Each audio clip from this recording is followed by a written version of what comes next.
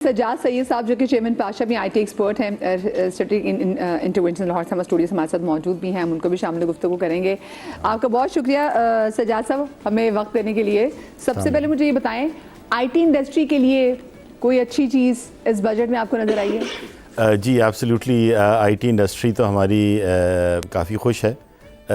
हमारी एक बड़ी दरीना ख्वाहिश थी कि हमें एक स्पेशल इंसेंटिव मिला हुआ था जो 30 जून को ख़त्म हो रहा था, FTR का, फॉरेन फिक्स टैक्स रिजीम का, तो वो गवर्नमेंट ने एक्सटेंड कर दिया अगले 3 साल के लिए, विच वी वेलकम। उसके अलावा हमारे जो एक्सटर्नल कार्ड पे पेमेंट्स वगैरह होती थी उस पे टैक्स था वो तकरीबन 90% कम हुआ। और मोर इम्पॉर्टेंटली जो हमारे एम्प्लॉइज़ पे पेरोल टैक्स था उसकी 2 नई इन्होंने निकाली हैं, लेवल्स निकाले हैं, और उन 2 ग्रेड लेवल्स के अंदर उन्होंने टैक्स को कम किया है। सो एक्चुअली हमारा पेरोल टैक्स जो हमारे एम्प्लॉइज़ हैं, and this across the board, not just IT, वो हमारा जो एम्प्लॉइज़ के ऊपर टैक्स होती थी, जो आपने जिसका पहले जिक्र कर रही थी कि तनख्वाह से टैक्स कट जाता है, सो अगर आप उस बैंड के अंदर आती, सैलरी बैंड में आते हैं, तो अब आपकी तनख्वाह में से कम टैक्स कटेगा। और ये हम बड़ी देर से कोशिश कर रहे थे कि हमारी एम्प्लॉइज़ पे जो टैक्स है वो कम किया जाए ताकि हम यूथ को पाकिस्तान में ज़्यादा रख सकें। बिकॉज हमारी IT इंडस्ट्री में, जैसे आपको पता है, बहुत सारे हम यूथ एम्प्लॉय कर, we are the largest employers of youth in the country. तो अगर यूथ पे टैक्सेशन ज़्यादा हो तो they end up Pakistani society से डिस्ग्रंटल्ड हो जाते हैं, वो फिर पाकिस्तान छोड़ने की बातें करते हैं और इस किस्म की इमिग्रेशन की बातें करते हैं। तो ये हम बड़ा वेलकम करते हैं जो यूथ पे, जो हमारे मिडिल टीयर पे उन्होंने टैक्सेशन कम किया है, that is something that we really welcome जी, जो हमारे पेरोल टैक्सेस कम किए हैं। So that is something that we really sort of government का हम एक्नॉलेज करते हैं और हम बड़े गवर्नमेंट के थैंकफुल हैं। अलबत्ता 1-2 एरियाज़ हैं जहाँ पे हम गवर्नमेंट से रिक्वेस्ट है कि थोड़ी नज़रसानी करें। जहाँ पे ग्रोथ का एलिमेंट आता है वो तो बहुत अच्छा है, बिकॉज आई थिंक इससे हमारी एक्सपोर्ट बढ़ेगी, हमारे पाकिस्तान में हमारी कंपनी ज़्यादा लोगों को एम्प्लॉय कर सकेंगी। सो ये तो बहुत पॉजिटिव एलिमेंट है। सिर्फ एक एरिया है जो which we believe is actually a typo, जहाँ पे फॉरेन इन्वेस्टमेंट की बात आती है, स्पेशली इन आर स्टार्टअप्स। जो हमारी यंग कंपनी, यूथ हमारे बहुत सारे हैं जो अपनी कंपनियाँ छोटी छोटी बनाते हैं, और वो फॉरेन वेंचर कैपिटल जो फॉरेन लोग उनमें इन्वेस्ट करते हैं, उसके अंदर IT इंडस्ट्री के अंदर इन्वेस्टमेंट और रियल एस्टेट के अंदर इन्वेस्टमेंट को इक्वली ट्रीट किया गया है। सो वी बिलीव कि इट इज़ वेरी इंपॉर्टेंट कि जो IT इंडस्ट्री है उसको IT इंडस्ट्री की तरह ट्रीट किया जाए और रियल एस्टेट के अंदर फॉरेन इन्वेस्टमेंट को रियल एस्टेट की तरह ट्रीट किया जाए, क्योंकि हमारे डायनामिक्स बिल्कुल मुख्तलिफ हैं। सो अगर गवर्नमेंट उस पर थोड़ी सी नज़रसानी कर ले, so I believe it will be a good budget और हमारी इंडस्ट्री में ग्रोथ डेफिनेटली आएगी जी। सही। अच्छा, वो जो सैलरी मेरी की बात हुई है कि जी इस पास सैलरी के जो टैक्स है वो दिल दुखाती है मेरा। 4-4 साल से प्राइवेट सेक्टर की तनख्वाहें ना बढ़ी, बहन पता नहीं आपकी बड़ी होगी या नहीं बड़ी, मुझे मेरी भी नहीं बढ़ी, बल्कि उल्टा कम हो गई है। देखें, एक तो मीडिया का इशू है, हाँ। वो तो आपको पता है कुछ चैनल्स बंद भी हो रहे हैं, which is very bad, very sad. I wish कि इस इंडस्ट्री के लिए भी कुछ चीज़ें मुख्तस की जाती कि ताकि, क्योंकि जो एक टाइम था थोड़ा बहुत जब चैनल ज़्यादा आ रहे थे, देन एक चैनल ने आके बड़ा फैस को किया और उसके बाद से फिर हर जगह की सिचुएशन डाउन होने लगी। बिल्कुल ऐसे ही है। सो आई रिमेंबर एवरीबडी वाज, जो मास्टर्स कर रहा था जी, मैं मास कम्युनिकेशन में मास्टर्स कर रहा हूँ, और फिर फवाद चौधरी साहब ने एक बार आके कह भी दिया, जैसे उनकी हुकूमत आई और लोग कह रहे थे भाई ये हमें नौकरियाँ देंगे, ये जी उनकी हुकूमत आ रही है, तो फवाद चौधरी साहब ने कहा कि जी आपको कोई जरूरत नहीं मास्टर्स करने की, आगे नौकरियां कोई नहीं है। उन्होंने तो आते साथ ही बता दिया कि बस हमने डक्का लगा दिया फारे। देखें, ये एक ऐसा सब्जेक्ट है जो बहुत हसास है और मेरे दिल के बहुत करीब है। हाँ, देखें मैं भी आखिरी पढ़ी, देखें आप और हम एक ही है ना, एक ही लोग हैं। मसला ये है, देखें, सोशल मीडिया एक बहुत बड़ी पावर है, मैं मानती हूँ, लेकिन आज भी reliable source of news main stream media है। बिल्कुल ऐसा ही है। देखिए, अखबार में लगी हुई खबर की बहुत अहमियत है और आपके कहे हुए एक एक लफ्ज की बहुत अहमियत है और उसकी पकड़ मौजूद है। आज भी कैमरा के सामने आपकी लीगल टीम्स जाती हैं और केसेस लड़ती हैं प्रोग्राम्स के हवाले से। आपके मुंह से एक गलत लफ्ज, आपके गेस्ट का कहा हुआ एक बिहेवियर आपको कचहरे में खड़ा करता है।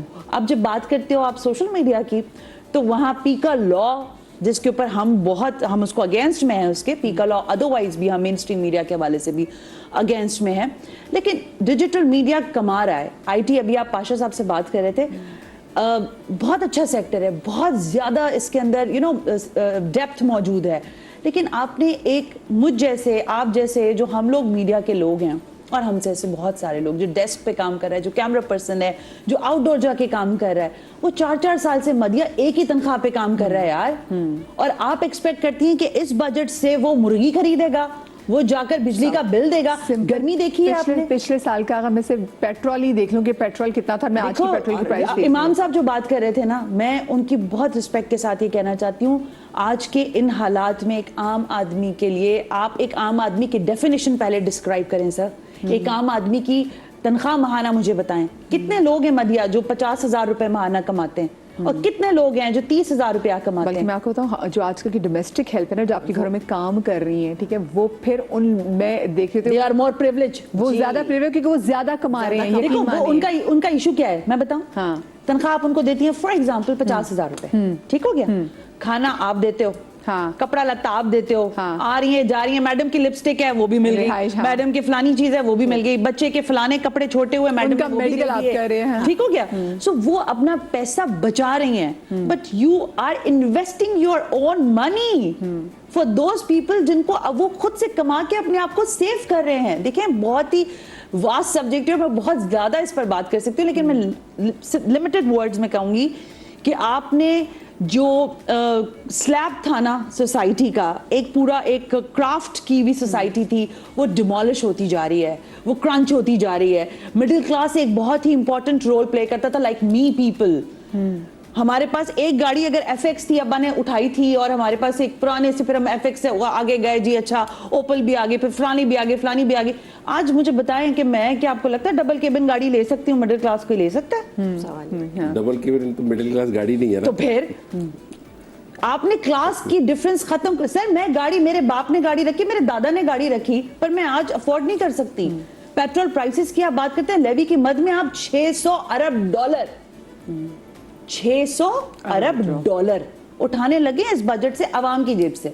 देना फिर आप जरदारी साहब जैसे लोगों से बोले, मियां शहबाज शरीफ साहब जैसे लोगों से बोले, मरियम बीबी से बोले, KP केस में सुहेल आफरीदी साहब से बोले, और फिर बलूचिस्तान में जो आके लोग हमारे माशाल्लाह सारे, वहां पे तो खैर क्या ही मैं बात करूं, लेकिन उनकी भी जो प्रिविलेज क्लास है उनको बोले देना सारे यार टैक्स, लगाएं एग्रीकल्चर पर टैक्स, ना इस अवाम के हालात बदलें। आप रेमिटेंसेस पर खड़े होकर इस मुल्क की मईशत चला रहे हैं। समीरा जी कितना वैसे वाकई इस चीज़ पे होता है ना कि हम सैलरीड क्लास। अच्छा ये कॉलर पहले हमारे साथ मौजूद है, इनसे बात भी कर लेती हूँ। या साहब मौजूद है। अस्सलाम वालेकुम जी। वालेकुम सलाम, गुड मॉर्निंग, कैसी हैं? गुड मॉर्निंग, बिल्कुल ठीक। तमाम मेहमानों को सलाम। लेकिन सबसे ज्यादा मुझे खुशी हो रही है कि सना को आपने बुलाया। सना हाशमी माशाल्लाह से ये हमारे दिलों की आवाज है, और एक और सवाल करते हैं आवामी नुमाइंदों से जो हमारे दिल में होता है, और यकीन करें कि इनकी टैलेंट की ये बात है कि ये कभी सवाल को अधूरा नहीं छोड़ती, वो पूरा उससे जवाब लिए रहती है। तो ये इनकी खूबसूरत है माशाल्लाह से।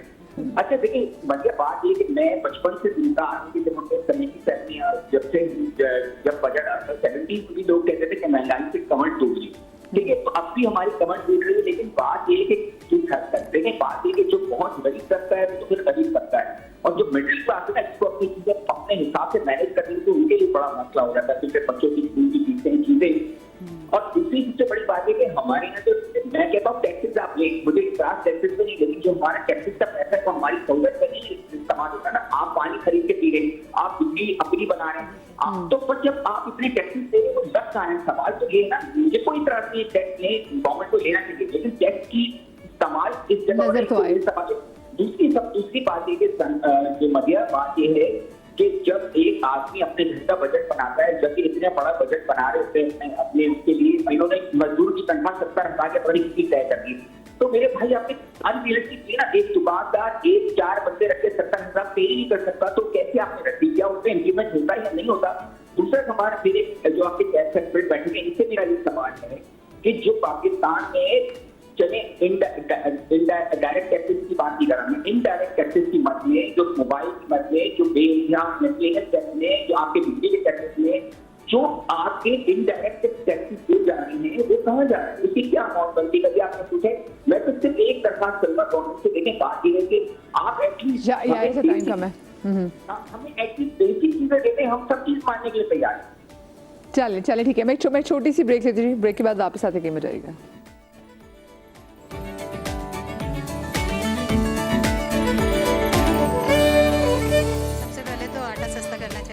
बिजली सस्ती करनी चाहिए, क्योंकि सबसे महंगी तो बिजली चल रही है अभी। सही है। और बाकी ये है, सैलरियाँ तो बढ़ती नहीं है, सैलरी वहीं की वहीं है। बजट तो हर साल ही आता है और बोला जाता है कि सैलरी जो है ना मतलब हर साल बढ़ेगी, लेकिन सैलरियाँ बढ़ती नहीं है। उधारी भी रहते हैं, सेविंग कहाँ से आएगी, उधारी पे ही रहते हैं, सेविंग तो नहीं होती है।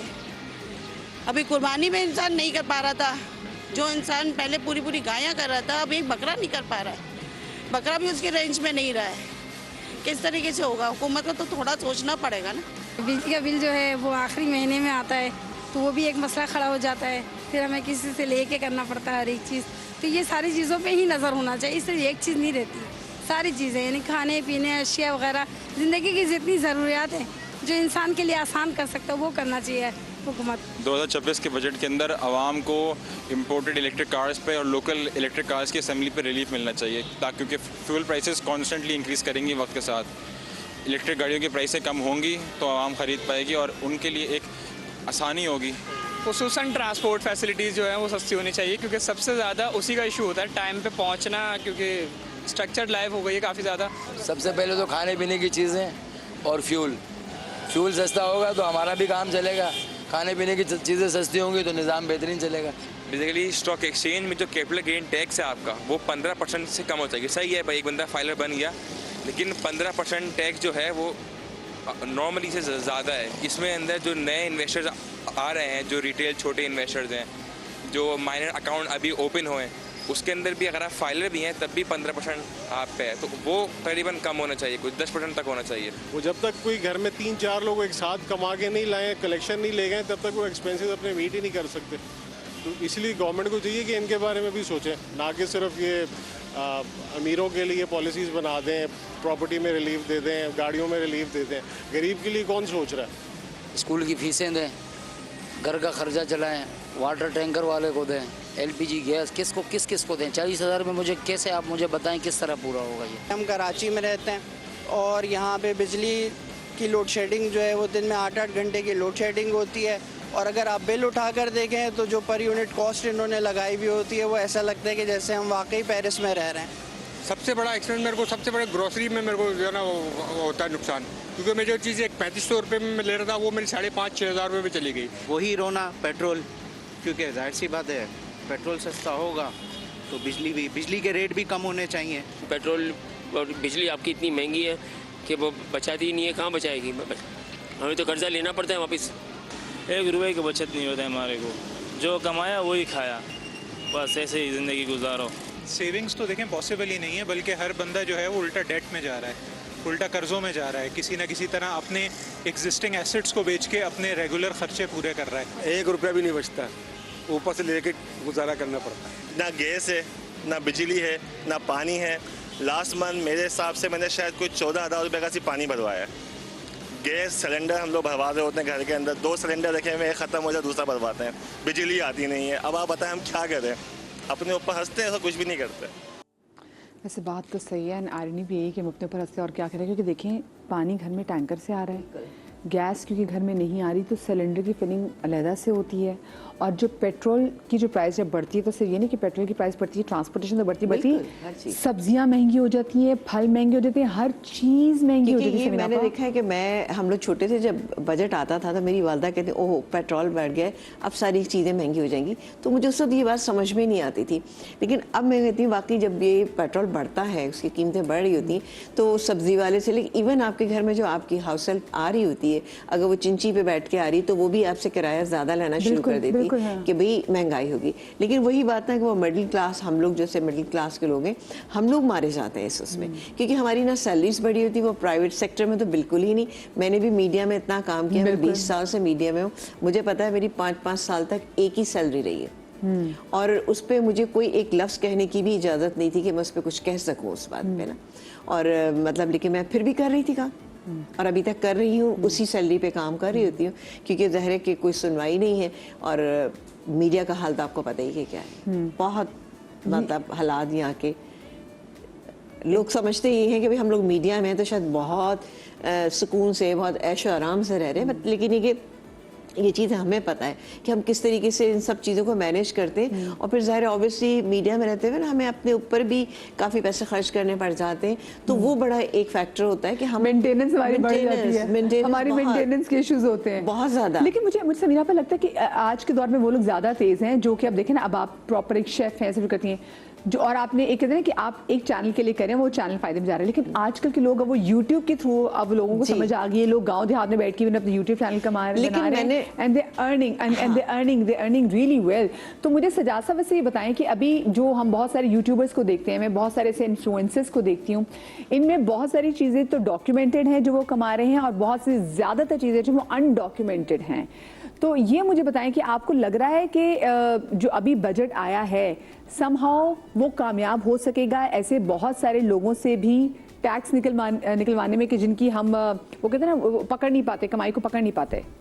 जी सजाद साहब जी, यहाँ पे जी जो डॉक्यूमेंटेशन है अगर आप देखें तो इस बजट में फॉर द फर्स्ट टाइम बहुत जगह पे डिजिटाइजेशन का जिक्र है कि बहुत सारी हमारी ट्रांजैक्शंस जो ऑफ बुक्स होती थी उनको आप डिजिटाइज़ करेंगे। जब आप डिजिटाइज़ करते हैं तो फिर आप उनको ट्रैक कर सकते हैं और सोर्स तक भी पहुंच सकते हैं कहाँ से पैसा आया और कहाँ पे गया।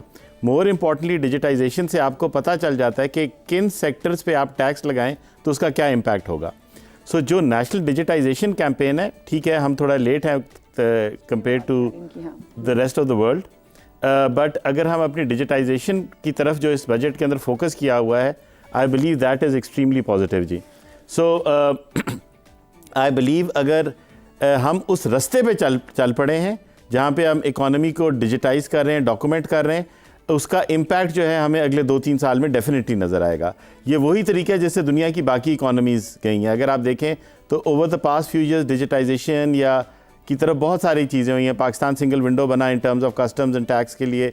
इसी तरह इस दफ़ा अगर आप देखें तो उन्होंने FBR के अंदर कहा है जी आप इलेक्ट्रॉनिक अपने रिटर्न्स करें।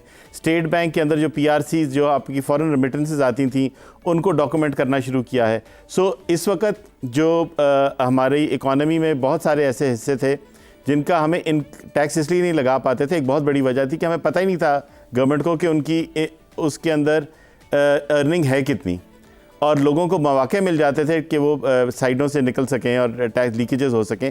आई थिंक वो दरवाजे बहुत सारे बंद हो गए हैं और मज़ीद विद टाइम बंद होते रहेंगे जी। So I believe it's a step in the right direction. जहाँ तक गुर्बत का ताल्लुक है, एब्सोल्युटली जी we are a poor country, इसमें कोई शक नहीं है, इसमें कोई एलिमेंट नहीं है, बट हमें बहुत ज़्यादा ये जहाँ मैं पॉजिटिवली जो देख रहा हूँ वो ये देख रहा हूँ कि maybe there is light at the end of the tunnel. और अगर आप मिडिल क्लास के जो सैलरी इंक्रीज़ का बहुत ज़्यादा जिक्र हो रहा था, वो डिपेंड करता है जी किस सेक्टर में है। ऑब्वियसली मीडिया के सेक्टर में देयर इज़ अ प्रॉब्लम, पर अगर आप IT के सेक्टर में देखें जिसको मैं रिप्रेजेंट करता हूँ, तो हमारे यहाँ तो 10, 15, 20% salary increases year on year हर साल हो रही हैं। सो इट डिपेंड्स कि किस इंडस्ट्री के किस सेक्टर में है। यूथ आपके पास सारी, इनको पता है कि हमारे पास मार्जिन है प्रोग्रेस करने का जी। सो अगर इंडस्ट्री ग्रो करती है तो उसके डिविडेंड्स एम्प्लॉयज़ में कहाँ तक पहुँचते हैं, ये एक बहुत मेजर चैलेंज है। और अगर आप इस टैक्स में भी देखें तो अगर आप लेट्स से 2.5 लाख रुपए तकरीबन कमा रहे हैं तो अब आप 8.7% तकरीबन आपकी इनकम बढ़ जाएगी एनुअल जी टैक्सेशन की वजह से। अगर आप 3.5 लाख रुपए तकरीबन कमा रहे हैं तो तकरीबन 12.2% का रिलीफ मिला है। अगर आप 4.5 लाख रुपए कमा रहे हैं तो आपको 14.5% का रिलीफ मिला है। और अगर आप 5,80,000 कमा रहे हैं तो अगेन तकरीबन 13% का आपको टैक्स रिलीफ मिला है। So it is a relief in the sense अगर आपकी सैलरी स्टैटिक भी हो, और अगर आपकी सैलरी इंक्रीज़ कर रही है तो obviously this relief increases. So I think from a personal income tax salaried employees का जो टैक्स रिलीफ है मिड टीयर में, वो शायद फ़ायदा होगा। सजाद साहब, थैंक यू सो मच जी। सजाद साहब हमारे साथ मौजूद थे और वो एक बात वही अच्छी है कि चलो ये टैक्स कम हो गया हम ये सोच के खुश अच्छे टैक्स कम हो गया, उससे हम अगर कुछ कमेटियां डाल सके तो कुछ अपने लिए अच्छा बना लेंगे, वरना कुछ नहीं।